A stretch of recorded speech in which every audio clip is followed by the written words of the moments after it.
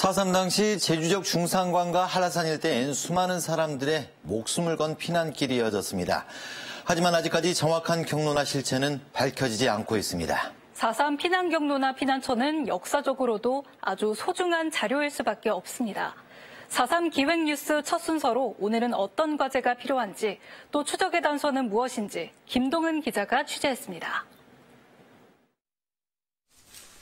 중산간 곶자왈 일대에서 발견된 한 동굴. 좁은 입구를 통해 내려가면 내부에 커다란 공간이 확인됩니다. 이 일대에서 확인된 이런 동굴과 궤만 7곳이나 됩니다. 현장에서 확인된 유물들을 보면 4.3 피난민들이 머물렀을 것으로 추정됩니다. 특히 당시 이 일대에는 마을 공동목장이 있어 중산간 주민들은 이런 동굴과 궤 등 피난터를 알고 있었을 가능성이 높다는 겁니다.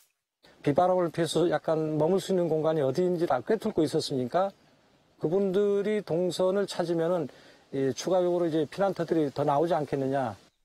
문제는 이런 조사가 매번 한계에 봉착한다는 점입니다. 위치를 알고 있던 증언자들은 이미 고령이거나 대부분 숨져 현장을 확인할 수 있는 증언 자체가 부족하기 때문입니다. 제주 중산간에서부터 한라산 곳곳에는 이처럼 피난민들의 흔적이 곳곳에 감춰져 있지만 아직 구체적인 조사는 이루어지지 못하고 있습니다. 지난 1월 JIBS 보도를 통해 실체가 드러난 어우름궤 역시 마찬가지. 어우름궤에서 사람들이 토벌을 당했다는 증언과 기록은 있었지만 그 위치가 제대로 확인되지 않을 정도였습니다.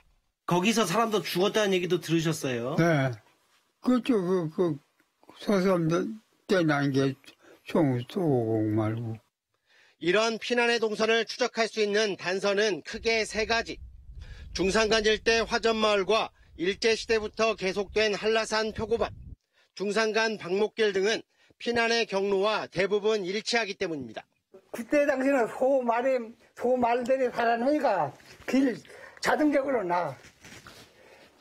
화전과 방목, 표고밭 등 한라산과 중산간 일대의 역사와 인문학 등을 종합한 통합조사가 시급하다는 지적이 나오는 이유입니다. 한라산은 거의 접근 불가의 지역이 되다 보니 거의 조사 불모지였던 거죠.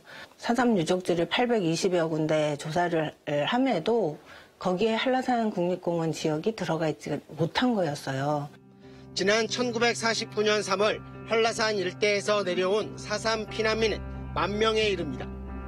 이들 피난민들에 대한 조사가 지지부진한 사이 추적의 단서들도 점차 희미해지고 있습니다. JIBS 김동훈입니다.